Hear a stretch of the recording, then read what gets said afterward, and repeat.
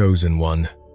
You are not here by accident, and this moment was not stitched together by randomness or chance or algorithms or timing. Something older than time itself leaned forward and pulled you into this exact second, because there are words that only your spirit could hear, truths that would bounce off others but land inside you like a key sliding into a lock that was designed long before you ever had a name.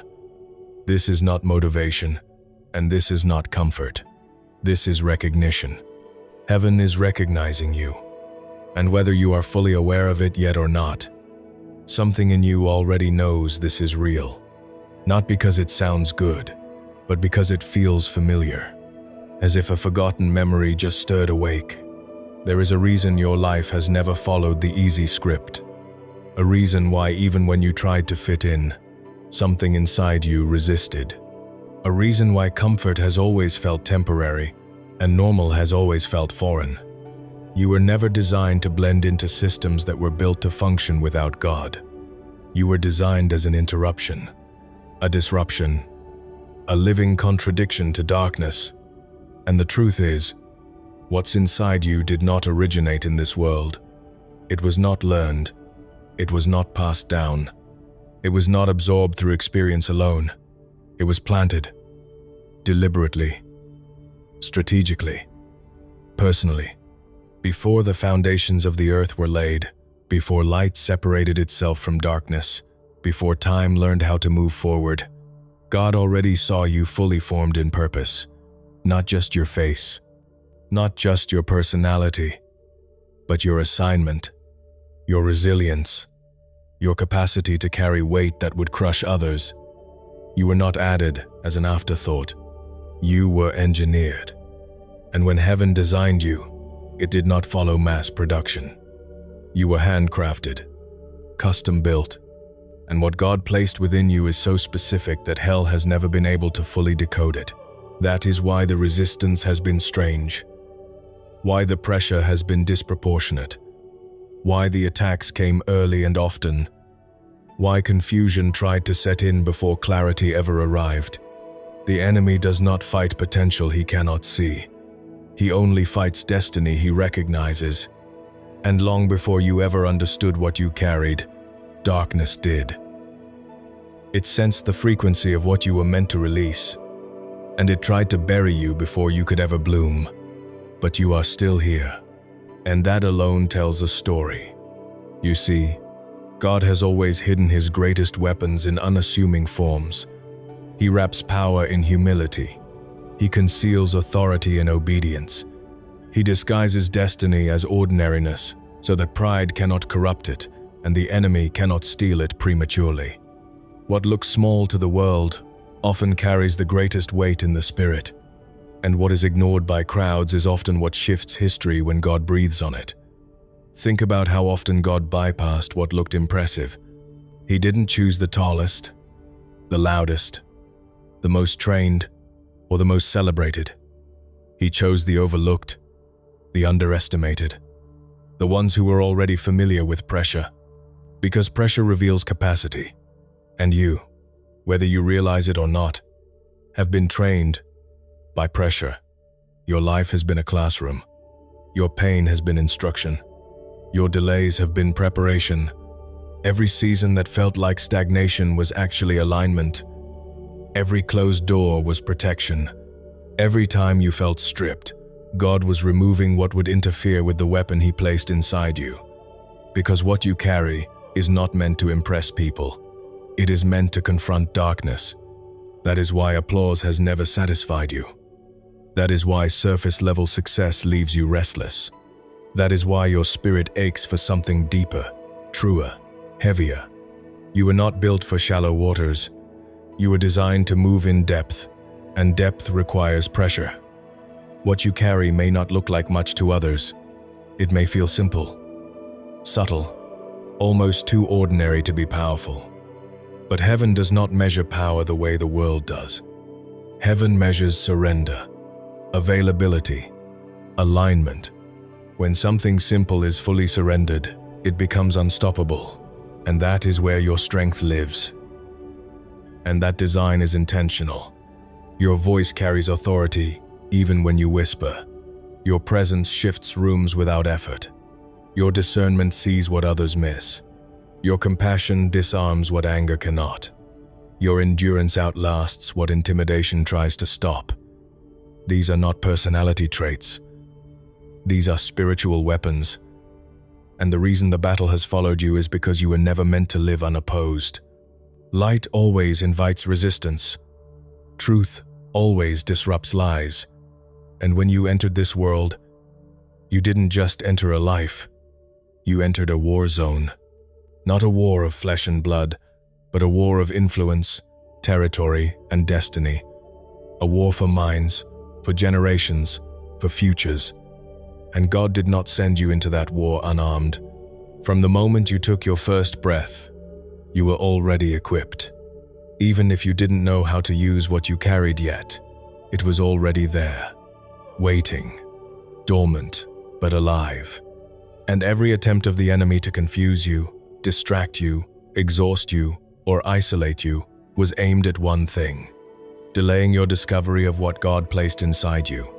Because the moment you realize who you are, the moment you stop seeing yourself through wounds and start seeing yourself through heaven's lens, everything changes. Authority replaces insecurity. Clarity replaces confusion. Purpose replaces wandering. And the enemy loses leverage. You were never meant to fight with fear.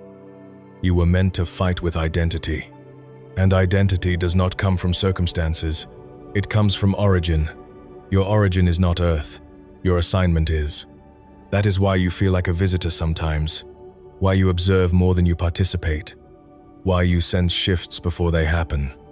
Why you feel the weight of things others ignore. You were designed as a bridge between realms, to carry heaven's agenda into human spaces, to translate divine intention into earthly impact. And this is why your story could never be normal. Normal would have killed what you carry. Ease would have diluted it. Comfort would have distracted you from it. So God allowed resistance. He allowed tension. He allowed wilderness seasons not to punish you, but to preserve you, to strengthen you, to deepen you, to strip away dependence on anything that wasn't Him. Because the weapon inside you does not function on self-reliance. It activates through surrender. And surrender does not mean weakness. It means alignment. It means saying, I trust the one who placed this inside me more than I trust my own understanding of it. That is where power flows. The world is loud right now, chaotic, confused. Systems are shaking. The world is loud right now, chaotic, confused. Systems are shaking. Structures are failing. Truth is being diluted.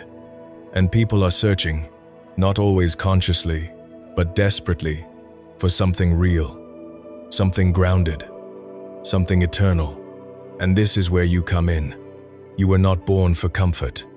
You were born for clarity. You were not placed here to survive. You were placed here to shift. You are not late. You are right on time. And the reason this message is landing now is because something in you is ready. Ready to stop shrinking. Ready to stop questioning. Ready to stop waiting for permission that heaven already gave you before time began. This is not the season to hide what God gave you. This is the season to activate it, to use it, to trust it. Even if it feels unfamiliar at first. Even if your hands shake when you step forward. Courage is not the absence of fear. It is obedience in the presence of it. And heaven backs obedience. You do not need a platform to be powerful. You do not need recognition to be effective. You do not need perfection to be chosen. You only need willingness. God has always worked through those who said yes before they felt ready. And you, whether you realize it yet or not, have already been saying yes with your endurance, with your refusal to quit, with your ability to keep going when it would have been easier to give up.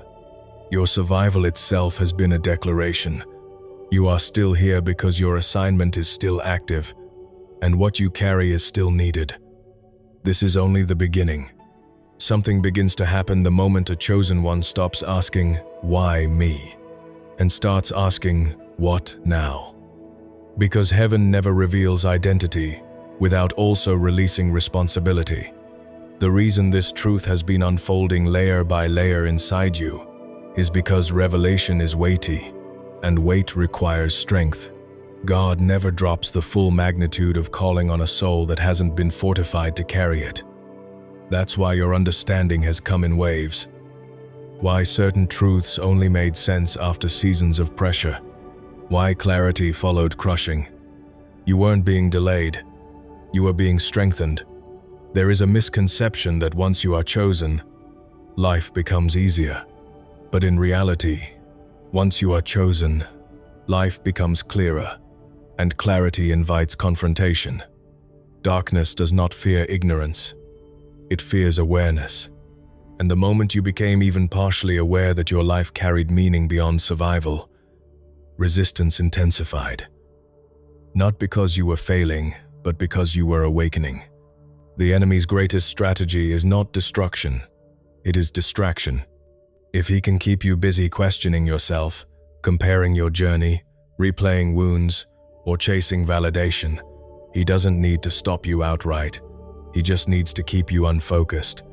That's why confusion has tried to masquerade as humility in your life. Why self-doubt tried to sound like realism. Why hesitation tried to disguise itself as wisdom. But those were not your thoughts. They were interruptions. You see, the weapon God placed inside you operates on precision. It is not loud by default. It does not force itself forward. It waits for alignment. And alignment happens when you stop negotiating with fear and start agreeing with truth. The truth is, you were never behind. You were hidden. And there is a difference. You are closer to that moment than you realize. The reason the inner stirring has intensified lately is because dormancy is ending. What was once latent is becoming active. What was once potential is becoming posture. You are beginning to stand differently, see differently. When heaven begins to activate what it planted, it often starts by removing what no longer fits. That's why relationships have shifted, why certain environments became uncomfortable, why things that once distracted you no longer satisfy you. God is not punishing you. He is pruning you. Because what you carry requires space, focus, purity of intent. Hidden does not mean forgotten. Hidden means protected until the timing is right. Seeds do not grow on the surface. They grow underground, in darkness, under pressure, unseen. And yet no one calls the seed weak. Because within that unseen place, transformation is happening. Roots are forming. Structure is being built. Capacity is expanding. And then one day, without asking permission, it breaks the surface. Not because the world invited it, but because it was ready. You cannot carry fire and remain casual. Fire demands reverence, and you were never meant to carry this casually. That is why mediocrity has always felt suffocating to you. Why surface-level conversations drain you. Why your spirit reacts strongly to injustice, deception, and compromise. You are not dramatic. You are discerning. And discernment is a weapon. One of the most dangerous weapons heaven gives is the ability to see clearly in a fogged world, to sense truth beneath language, to feel when something is off even when it looks right. This is why you've often struggled to explain what you know, because it wasn't learned intellectually, it was perceived spiritually. And the world does not always honor what it cannot measure, but heaven does. And heaven entrusted that perception to you because it knew you would guard it. The enemy has tried repeatedly to make you feel like an outsider, a misfit, someone who doesn't quite belong anywhere. But that discomfort was never meant to isolate you. It was meant to keep you unattached. Because attachment to the wrong things dulls the weapon, and God was preserving your edge. You were not designed to be owned by systems. You were designed to influence them. You were not created to echo opinions. You were created to release truth. And truth always comes at a cost. That cost has shown up in your life as misunderstanding, as being labeled incorrectly, as being underestimated. But understand this clearly. Misunderstanding is often the tax paid by those who carry depth in a shallow world. Jesus himself was misunderstood. So were the prophets. So were the ones who moved ahead of their time. Misunderstanding is not a sign you are wrong. Often, it's proof you are early. And early always feels lonely. But lonely does not mean alone. Heaven has always been with you. Even in seasons when God felt silent, He was not absent. Silence was not abandonment. It was focus. There were things He could not explain to you yet, because explanation would have overwhelmed you. So instead, He walked with you. And walking builds trust in ways words never can. That trust is now becoming authority.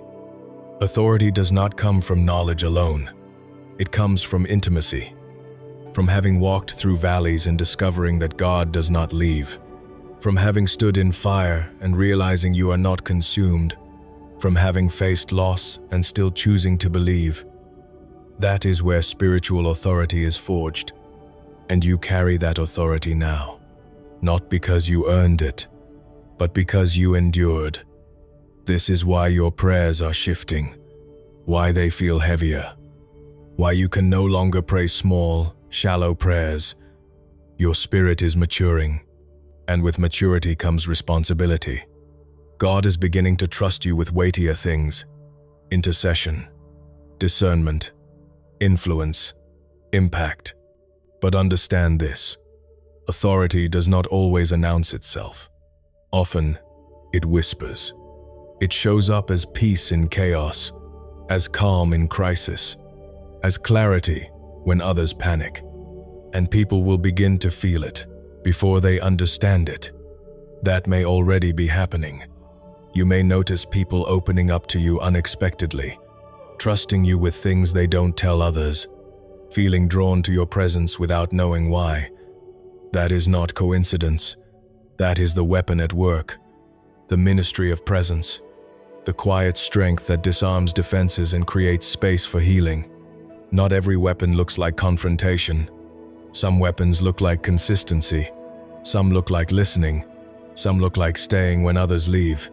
And heaven uses all of them. The danger is not that you don't have a weapon. The danger is forgetting you do. That's why reminders like this matter. Not to inflate you, but to align you. Pride weakens weapons, but identity sharpens them. When you know who you are, without needing to prove it, you become dangerous to darkness. The enemy cannot control what is not insecure. And insecurity is the last chain that needs to break. You were never meant to chase affirmation. You were meant to operate from confirmation. Confirmation from heaven that you are already seen, already known, already equipped. When that settles in your spirit, striving ends, comparison dies, and clarity rises. This is where the shift happens. Because when a chosen one stops questioning their worth, they start stewarding their calling. And stewardship activates multiplication. What you carry is not just for you. It never was. It is meant to move through you, to touch others, to create change, to shift environments, to leave places better than you found them, even if no one applauds, even if no one notices immediately. Heaven notices, and heaven responds. There will be moments ahead where you are tempted to retreat, to stay silent, to shrink back into comfort, not because you are weak, but because stepping forward will feel costly. But remember this: discomfort is often the doorway to destiny, and obedience rarely feels convenient, but it always produces fruit. You are not required to see the full outcome. You are only required to take the next step. And the next step for you is not performance. It is alignment. Alignment with truth. Alignment with purpose. Alignment with the weapon God placed inside you. You don't need to force anything. You don't need to rush. You only need to stay aware, stay surrendered, stay available, because heaven is already moving, and so are you. What you are stepping into now is not new territory for heaven, but it may feel unfamiliar to you because it requires a version of you that no longer negotiates with fear. Up until now, much of your life has been about endurance, about surviving what tried to break you, about learning how to breathe under pressure without losing your soul. But survival was never the destination. Survival was the training ground.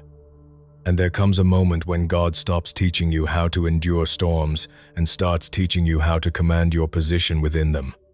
That moment is not announced with noise. It is marked by an inner shift, a quiet resolve, a sense that you cannot go back to who you were, even if you don't yet fully see who you are becoming.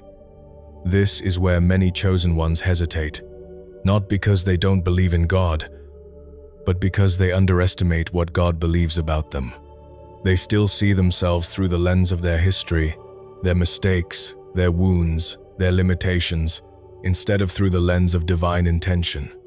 But heaven does not consult your past to determine your future. Heaven consults purpose, and purpose is not fragile. Purpose does not expire.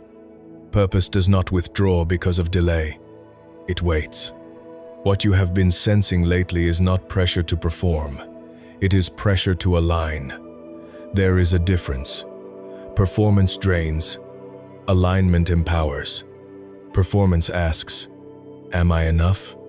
Alignment declares, "He is." And when alignment becomes your foundation, you stop trying to prove yourself to the world and start moving in agreement with heaven. That agreement is what unlocks momentum. Momentum does not come from effort alone. It comes from obedience layered over time. Quiet obedience. Unseen obedience. Obedience when there is no applause, no guarantee, no affirmation. That is the kind of obedience that builds spiritual mass.